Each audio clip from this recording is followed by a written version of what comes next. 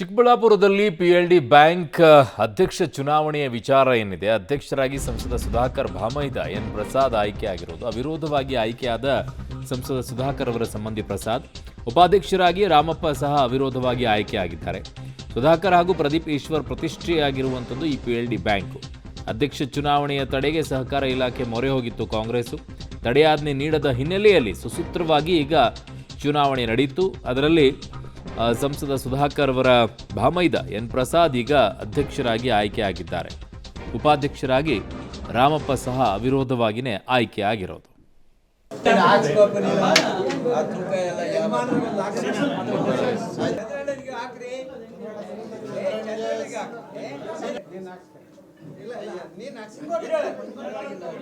ಚುನಾವಣೆ ನಡೆಯಿತು.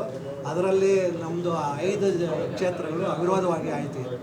6 ಕ್ಷೇತ್ರ ಮತ್ತು ಎಲೆಕ್ಷನ್ ನಡೀತು. ಅದರಲ್ಲಿ ನಮ್ಮದೇ 6 ಕ್ಷೇತ್ರನೂ ನಮ್ಮ ಪರವಾಗಿ ಬಂತು. ಇದರ ನೇತೃತ್ವವನ್ನು ಡಾಕ್ಟರ್ ಕೆ ಸುಧಾಕರ್ ಅವರು, ಸಂಸದರಾದ ಡಾಕ್ಟರ್ ಕೆ ಸುಧಾಕರ್ ಅವರು ಪ್ರಯತ್ನದಿಂದಲೇ ಇವೆಲ್ಲ ನಡೀತು.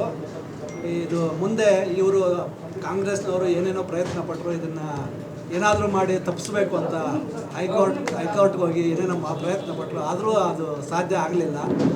ಯಾವತ್ತೇ ಆಗಲಿ ಸತ್ಯನೇ ಗೆಲ್ಲೋದು ಅಂತ ಹೇಳ್ಬಿಟ್ಟು ಪ್ರೂವ್ ಆಯಿತು ಹೈಕೋರ್ಟಲ್ಲಿ. ಈಗ ನಾವು ಎಲ್ಲ ಗೆದ್ದಿದ್ದೀವಿ. 11 ಕ್ಷೇತ್ರ ನಮ್ಮದೇ ಪಾಲಾಗಿದೆ.